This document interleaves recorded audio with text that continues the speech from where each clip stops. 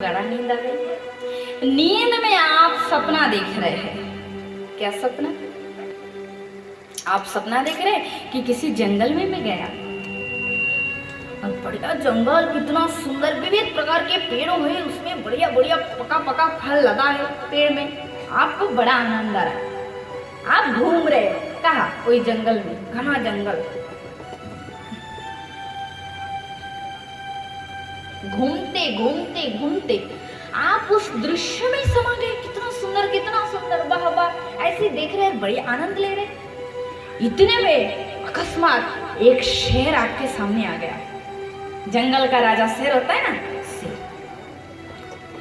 आप शेर की नजर से भागना चाहते हैं, भागना चाहेंगे कि इससे पहले शेर का नजर आपके ऊपर पड़ गया। शेर का नजर आपके ऊपर भी पड़ा और आप क्या भागोगे? अब शेर हैं, उसको तो जानते हैं आप, एक कदम में कितना 12-13 हाथ, उससे भी ज्यादा वो कूद पड़ता है ना। एक जब वो कूदता है तो इतने दूर तक वो पहुंच जाते हैं, जंप करता है। तो महाराज, शेर को देखकर आप भागना चाह रहे, सपने में, वही सपने में हो रहा है कि इतने में एक जंप मारा शेर और आपको पकड़ लिया। और पकड़कर आप, उसके मुंह कितना बड़ा होता है आप जानते हैं, इतना बड़ा मुंह खोल देता है और आपके धड़ से सिर को अलग करके अपने मुंह में ले लिया। ये सपने में चल रहा है, सपने में, गहरी नींद में। तो क्या होगा? कितने डर जाते। उस परिस्थिति आप इमेजिन कीजिए, आप अनुभव कीजिए, कैसी होगी आपकी वो समय, वो सपने में। कल्पना कीजिए, आप पसीने हो जाएंगे, डर जाएंगे, अरे शेर मुझे पकड़ लिया, मेरे धड़ से गर्दन को अलग कर दी। कितना डर। वो डर तब तक रहेगा जब तक आपकी नींद नहीं खुलेगी।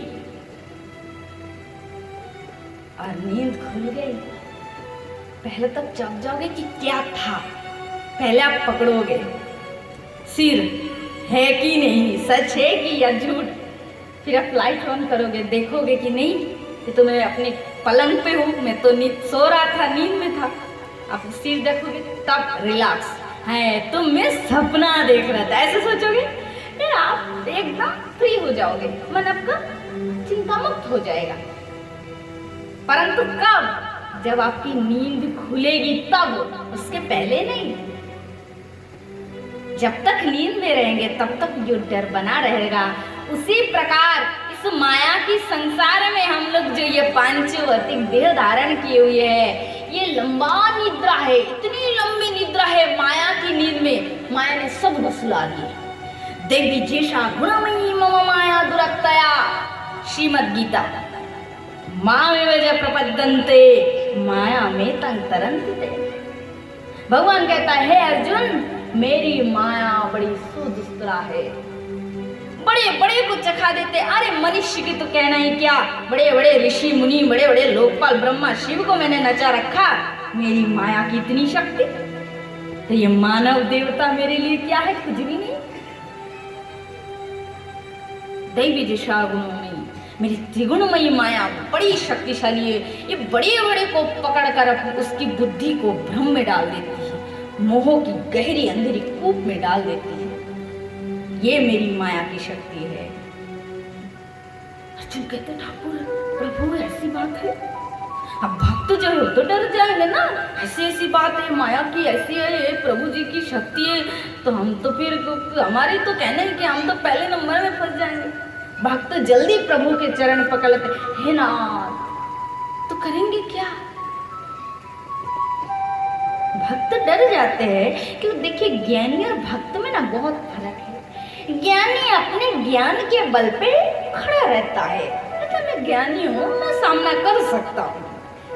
पर जो भक्त होते हैं ना, उसकी भक्ति एक शिशु की तरह होता है। एक छोटा सा शिशु जैसे, अपने किसी बल की उसे कोई आश्रय नहीं है, वो संपूर्ण माँ के ऊपर निर्भर है ना। माँ की गोद पकड़ लेता है। कोई भी बच्चे को किसी आदमी मूंछ वाला, आंखें लाल लाल देख लिए और उसको ऐसे देखा तो डर जाता है और देखते देखते भाग के दौड़ लगाता है और माँ भी बोलती क्या हुआ लाला मेरा बेटा। माँ भी गोद में ले लेती, और माँ जैसे गोद में ले लेती है उस बच्चे को, तब बच्चा आँख फाड़ फाड़ कर देखता है अब मेरी माँ की गोद में हूँ, मुझे तुमसे भी डर नहीं है क्योंकि मैं माँ के पास आ गया हूँ। पहले डर रहा था पर अब नहीं। तो जो भक्त होते हैं ना, ये ऐसे भगवान की शरणागति जो भक्त होते हैं वो ऐसे ही होते हैं। इनकी पूरी भगवान के ऊपर, इनके सब ठाकुर जी के ऊपर निर्भर है। तब देवी जैसा गुणमयी त्रिगुणमयी माया से ज्ञानी डरते नहीं है, पर भक्त डर जाते हैं, भगवान के चरण पकड़ लेते हैं। अर्जुन कहते प्रभु अब क्या करें, आपकी माया इतनी प्रबल है, इतने बड़े बड़े देवता शिव ब्रह्मा को भी चढ़ा दिए, तो हम किस गिनती में हैं प्रभु, हम कैसे बचेंगे, हमारे तो कहने ही क्या। तो भगवान प्रेम से समझाते हुए कहते डरो मत। मैंने पहले लाइन में कह दिया कि मेरी जो माया बड़ी सुदस्त्र है, वो ऐसी करती है, वो ऐसी करती है, बहुत शक्तिशाली है, बड़े बड़े ज्ञानियों की बुद्धि को भ्रम में डाल देती है। हाँ सत्य है मेरी बात, ये सत्य है, परंतु मामे वजह प्रपद्यन्ते मायामितां तरन्ते। अर्जुन तू ये भी याद रख ले कि जो मेरा निर्विच्छिन्न शरण करता है, मेरे चरणों का आश्रय ले लेता है, मेरी माया उसकी कुछ बिगाड़ नहीं पाती है। बोलो राधे। जिसको माया से बचना है, माया की चक्की, आप लोग चक्की देखे हैं ना, हम लोग दाल पीसते हैं कि नहीं, ऐसे ऐसे घुमा के। अब चक्की में दाल डालोगे तो क्या होगा, सब पिसते जाएंगे, घुमाते रहोगे तो। पर चक्की के जो बीच में कोड़ रहता है ना, खाली जगह, उसमें कुछ कुछ डाल देखोगे बचा रहता है ना।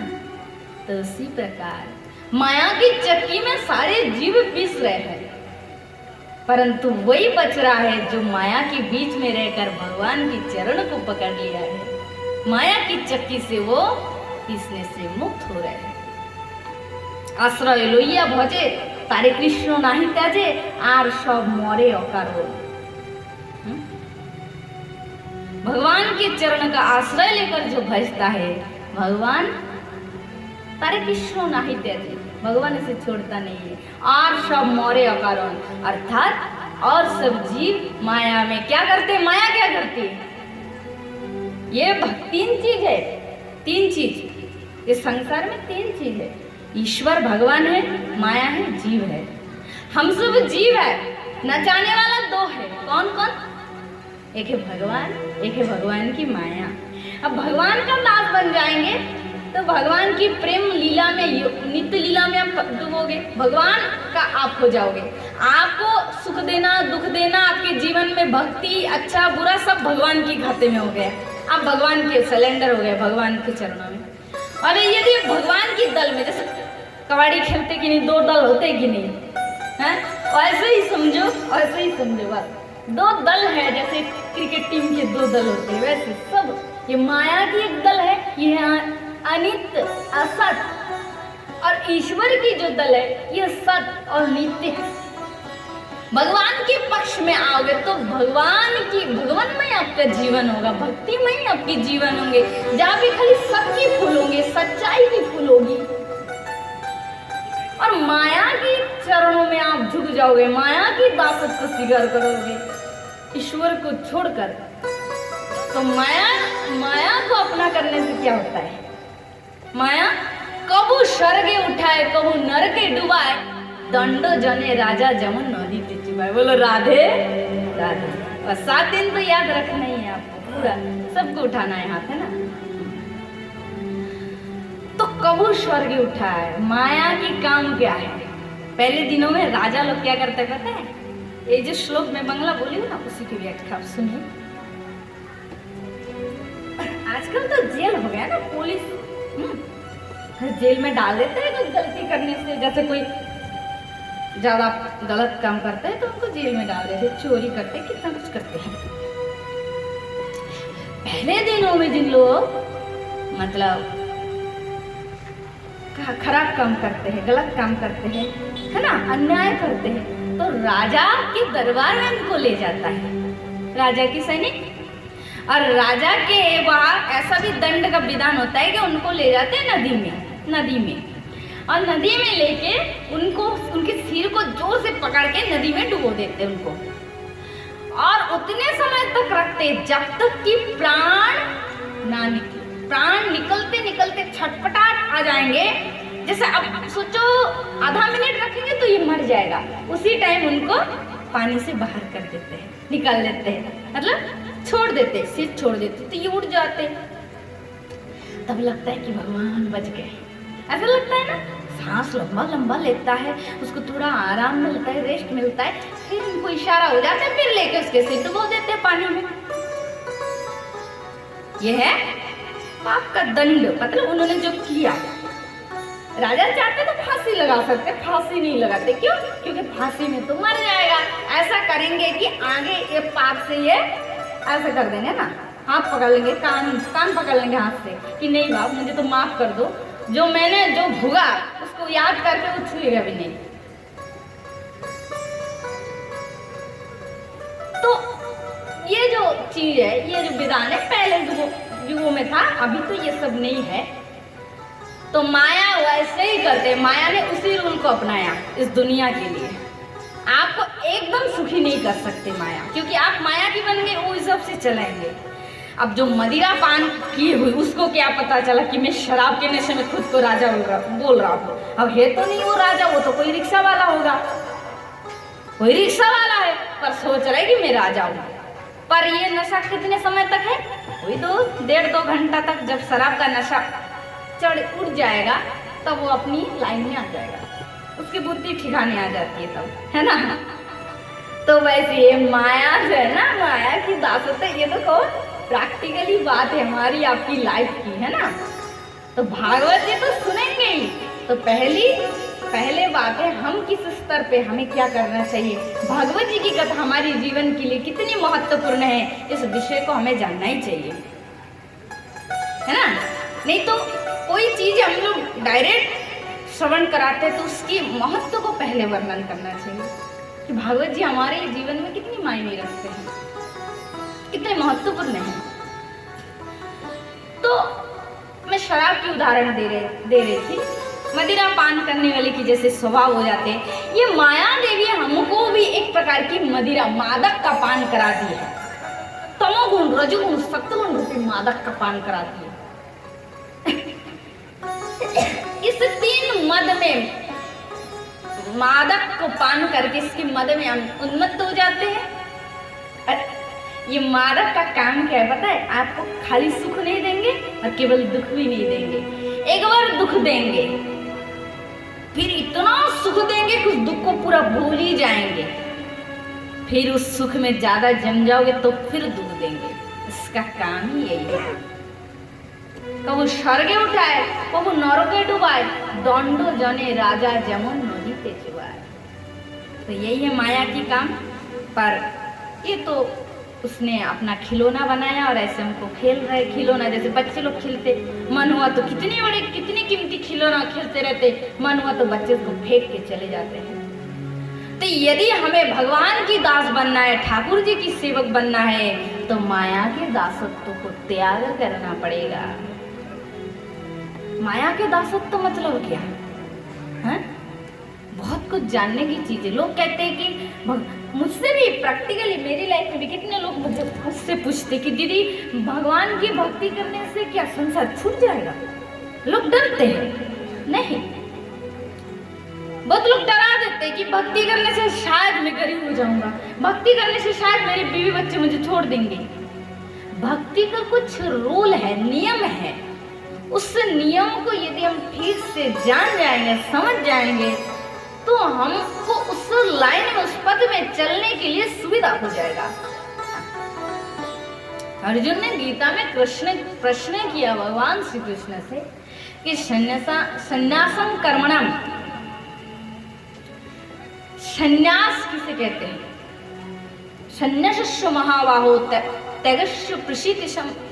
हे ऋषिकेश, संन्यास किसे कहते हैं? तो भगवान श्री कृष्ण अर्जुन कहते कि संन्यास का मतलब यह है कि हमने बढ़िया पहन लिया वस्त्र, कौन सा? काषाय वस्त्र कहते हैं ना, अग्नि में जो अग्नि स्वरूप जो वस्त्र होते हैं। हमने वस्त्र धारण कर लिए, कमंडलू ले लिए, बन बन दौड़ने भाग रहे, गृहस्थ छोड़ दिए। हे केशव, संन्यास इसे कहते हैं कि तुम्हारे विचार में संन्यास का अर्थ कुछ और है। त्यागस्य ऋषिकेश प्रतिक्लेश निषेधनम।